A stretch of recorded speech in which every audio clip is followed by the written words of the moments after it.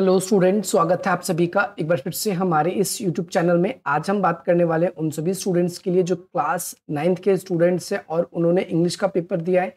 तो जो बच्चे इवनिंग शिफ्ट के हैं उनके बहुत ज़्यादा कमेंट आ रहे हैं कि सर हमें पेपर बता दो, और आपकी ऑफिशियल आंसर की तो अभी आई नहीं क्योंकि इंग्लिश का पेपर है। तो मैं कोशिश करूँगा अधिकतर आंसर जो है आपके इसमें ही बता दूँ, और अनदर वीडियो भी लेकर आऊँगा जिसमें सेपरेटली आपका क्या क्या आंसर होना चाहिए। तो फास्ट फॉरवर्ड में आप सभी ने जो पेपर किया है उसको पहले डिस्कस कर लेते हैं। तो पेपर आप सभी देख पा रहे हो, मॉर्निंग शिफ्ट का पेपर है आप सभी का, और 2024-25 के जो बच्चे थे उनका पेपर है। तो यहाँ पर पेपर में सबसे पहला क्वेश्चन अगर आप देखोगे तो यहाँ पर पहला पैसेज आया हुआ है। यहाँ पर आपको क्या करना है, इस पैसेज को पहले अच्छे तरीके से रीड करना था, और इस पैसेज को रीड करने के बाद में कुछ क्वेश्चन आप सभी से पूछे गए थे। जैसे पहला क्वेश्चन पूछा गया यहाँ पर, infer one main benefit of recycling paper, mention the passage. Paper में इस मतलब आपके जो पेपर आया है इसके पैसेज के अंदर कौन सा एक बेनिफिट बताया अगर हम पेपर को रिसाइकिल कर लेते हैं।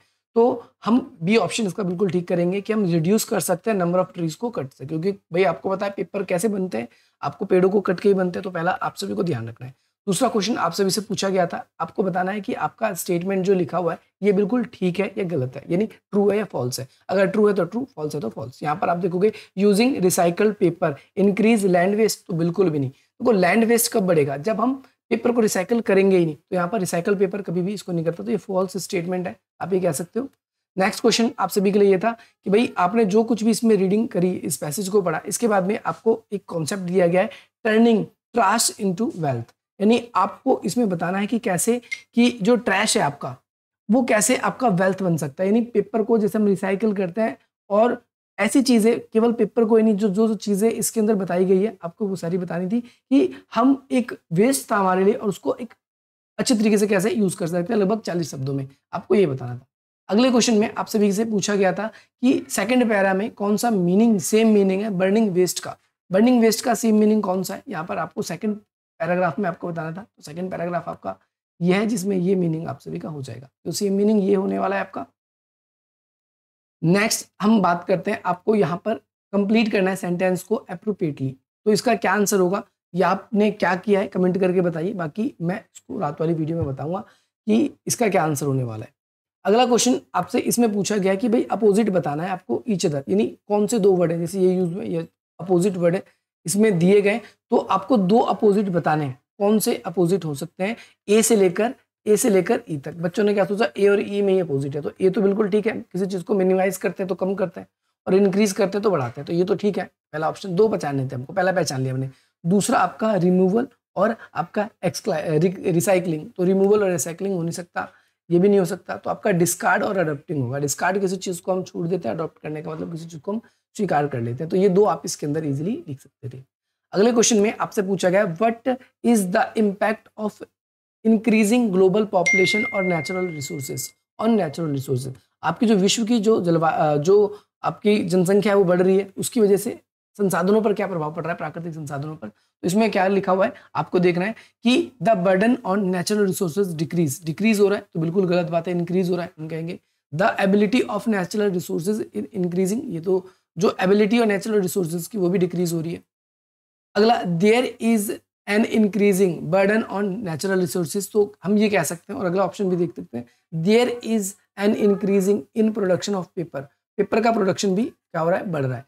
तो ये दोनों ऑप्शन आपके हो सकते हैं, लेकिन according to the natural resource पे बताना है, और ये हमारा पेपर पे बता रहा है। तो नेचुरल रिसोर्स पे तो ये बता नहीं रहा है, पेपर पे बता रहा है। हालांकि स्टेटमेंट सही है, लेकिन ये इसका करेक्ट होगा। आपको याद रखना है, जिसने डी किया है वो गलत है। अगला आपको पैसेज रीड करना है, आपके सामने पैसेज दिया हुआ है, और इसके साथ साथ आपको यहाँ पर क्या करना है, आंसर देने। अब यहाँ पर क्वेश्चन में क्या पूछा है, complete the following analog appropriately based on your understanding paragraph 1 और 2। अब यहाँ पर इसको जो आपको दिया गया है इसको पूरा करना है। Just as exercise strength the body improve physical health we can stay that reading strength. अब भाई रीडिंग स्ट्रेंथ हमारी कैसी हो सकती है, अगर हम क्या करेंगे, एक्सरसाइज करेंगे और चीजें करेंगे, तो ये आपको पैसेज के अकॉर्डिंग बताना। तो करेक्ट आंसर की बात करें तो अट्रैक्टिव रीडिंग हैबिट्स हो सकती है, और साथ ही साथ में हम यहाँ पर इसको लिख सकते हैं। ठीक है, तो ये आप सभी को याद रखना है।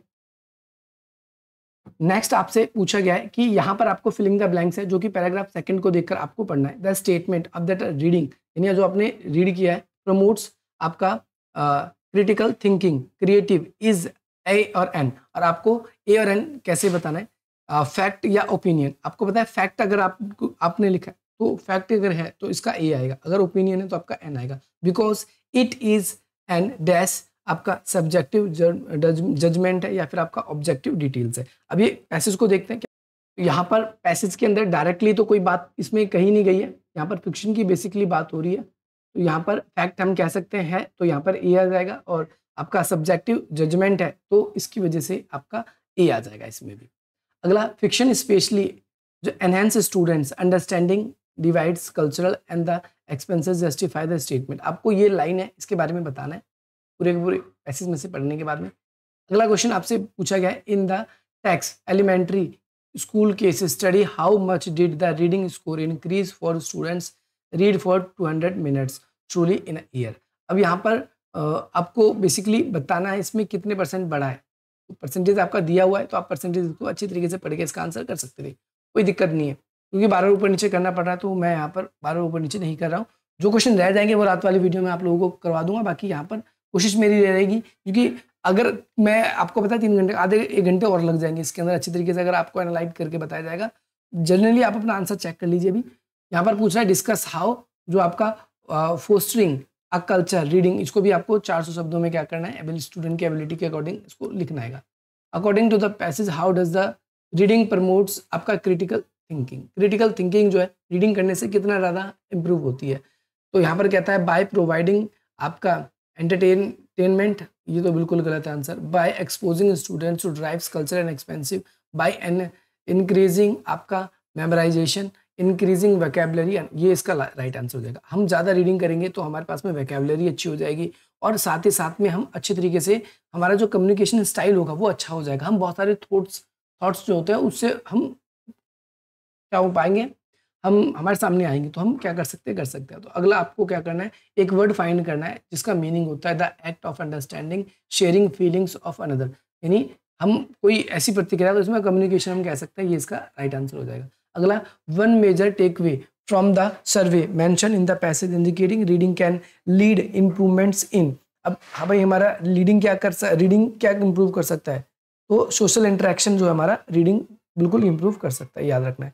अब अगला ग्रामर का सेक्शन है जो कि 10 मार्क्स का है। अब यहाँ पर आप सभी के सामने फिलिंग द ब्लैंक्स है, डियर शेयर आई एम, यहाँ पर आ जाएगा आपका राइटिंग, आई एम राइटिंग, ये आपका इसमें आ जाएगा।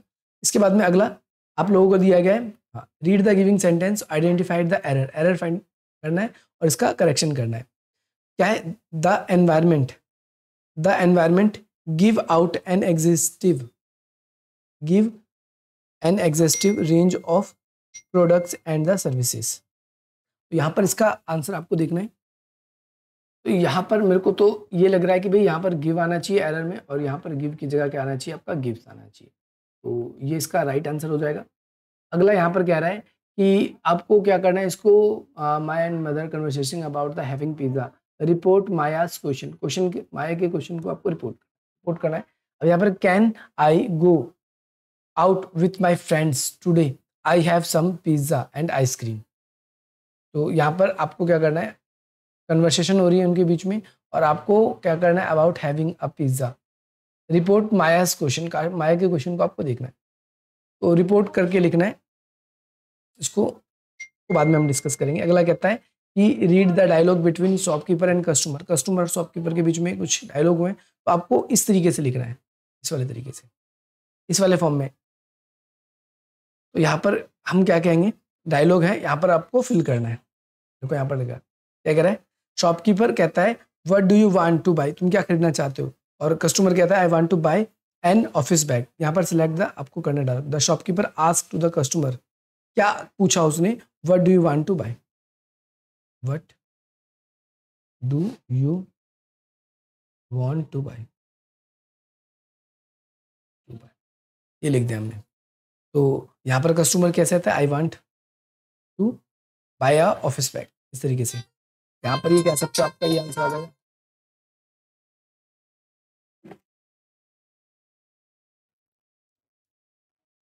आगे देखो, आगे स्टूडेंट्स, इसमें क्या कहा गया है, इसमें कहा गया है, इसमें आपको देखना है कि फिलिंग द ब्लैंक्स करना है। उसमें करेक्ट ऑप्शन आपका माइट हो सकता है, शुड हो सकता है, वुड हो सकता है। All interested students might send their application by. यानी माइट आएगा इसके अंदर फर्स्ट वाला में, ठीक है। आइडेंटिफाई था, इसमें आपको आइडेंटिफाई करना है कौन सा गलत है। तो यहाँ पर आप देख रहे हो 3 पैसेंजर की बात हो रही है, कितने की बात हो रही है, 3 पैसेंजर की बात हो रही है यहाँ पर। तो और यहाँ पर वॉज कैसे लगा, तो यहाँ पर वर आना चाहिए, ठीक है। तो ये आप देख सकते हो, तो यहाँ पर आप क्या कर सकते थे, वॉज यहाँ पर कर सकते थे। अब अगला कहता है select the option identify error supplies correction in the opening.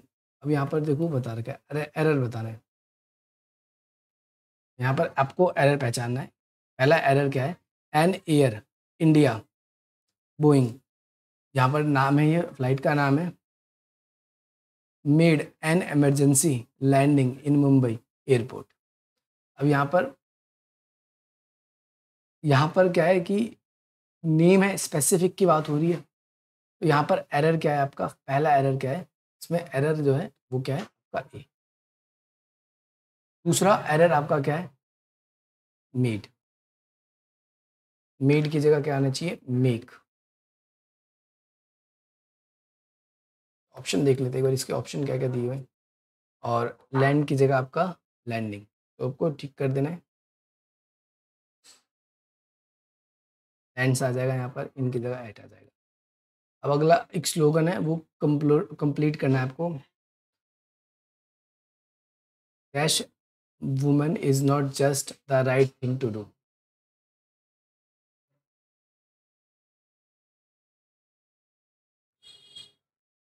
यहाँ पर इसका आंसर हो जाएगा empowering women is not a right thing to do, the smart thing to do.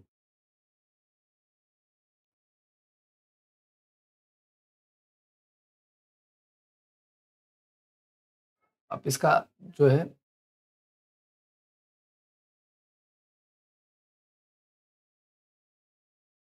ये ऑप्शन इसका करेक्ट हो जाएगा। अगला क्वेश्चन कहता है कि यहाँ पर डायलॉग दिया गया और इसको फिल करना है। कहता है कि भाई मिस्टर जो मिस दत्ता है Maya prepare lunch by PM। फिर इसमें कहता है आगे where were you going madam please return early. फिर आगे कहता है ये ठीक है, you are going at me what I should do. अब यहाँ पर दत्ता स्कोर